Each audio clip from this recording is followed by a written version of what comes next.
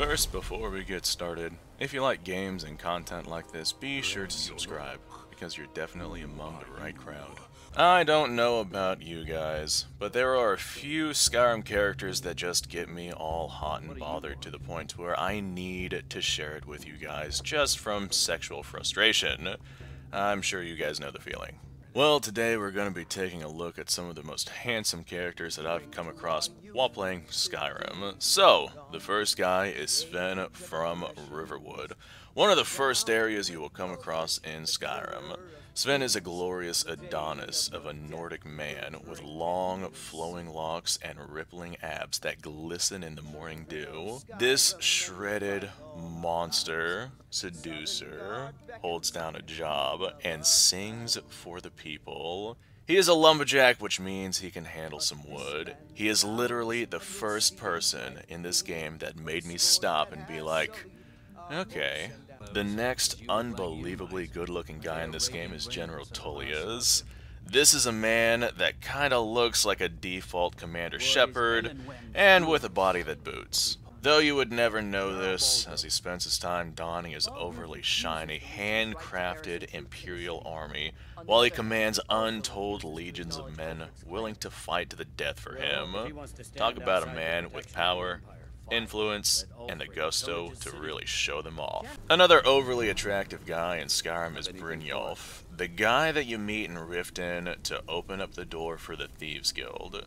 This guy is attractive not really due to looks, though he does have them, but he is a homebody father type character that looks after his family. In this case, it's the Thieves Guild. On top of looking after them and keeping them safe, he also does his best to inspire the members of the guild to grow into the best versions of themselves. Yet another quite handsome and dashing chap in this world is Nazim, probably a controversial pick.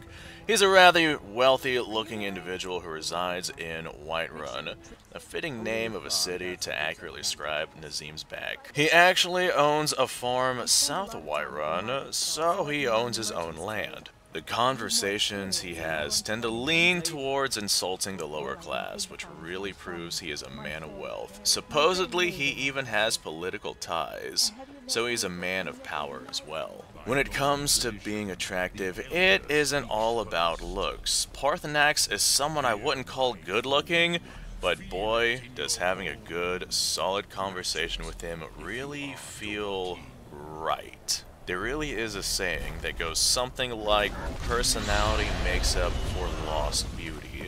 And this Elder Dragon has tons of personality. A spin-off Elder Scrolls game could be made from his story alone. And the way he talks to you is so humble and comforting even after all of those experiences. The one bad part about spending time with Parthenax is you are forced to first spend time in a secluded area with a bunch of creepy old men that really make me feel uncomfortable. I bet there are children on an island somewhere who are going through that same experience. If something happens to me in the future for talking about this, no, I did not off myself. There are a ton of good-looking people here in Skyrim, and I'm sure the people of the furry community have a much longer list than myself, but my list is longer than what I've talked about in this video. I could make a whole series on who is attractive and who is unattractive in this game, and I think I might as time goes on. Either way, I'm betting that you guys have your own list, whether it is official or unofficial. Just those people that we kind of keep in the back of our mind, and we're just like, alright, yeah, this is okay. Anyway, folks, I do appreciate your time. Thank you ever so much for watching. Like, subscribe, share, and I will see you guys on the next episode.